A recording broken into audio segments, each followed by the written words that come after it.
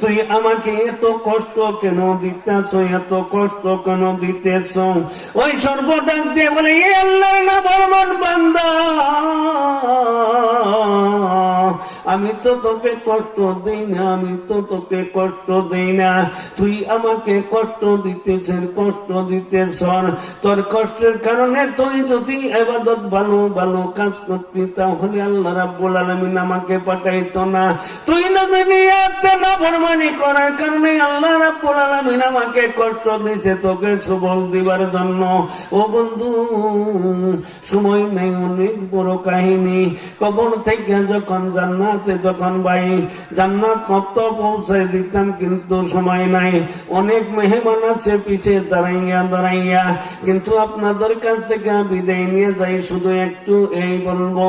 কি বলবো? এই যে কিয়ামত হয়, কিভাবে কিয়ামত হয়। ও বন্ধু,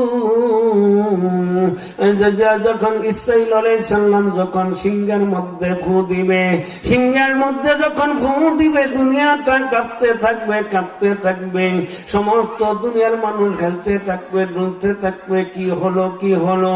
ও বন্ধু, এই হেলতে দুলতে জমিনের মধ্যে পড়িয়া সব মানুষ মারা যাইবে, এমন সময় আসতে সিংহাই ফু দিবে। সিংহাই ফু দেওয়ার সঙ্গে সঙ্গে আকাশ গুনা ফাইটা ফাইটা ওই চৈত্র মাসের রোদ্রের মধ্যে যেমনি গাছের তোলা উইরা উইরা করে এইভাবে আকাশ গুনা উইরা উইরা পড়বে। পড়তে পড়তে বন্ধু আকাশ গুনা তারকা গুলা জমিনের মধ্যে খৈসা খৈসা পড়বে, সূর্য খৈসা পড়বে। আর সূর্যের তাপে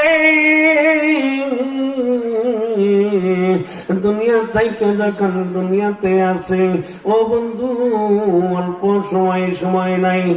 আলহামদুলিল্লাহ, সময় নাই, সময় থাকলে বলতাম। অনেক মেহমান আছে, আপনাদের সম্মুখে বলবে। আপনাদের কাছ থেকে বিদায় নেই। আসসালামু আলাইকুম ওয়া রাহমাতুল্লাহি ওয়া বারাকাতুহু।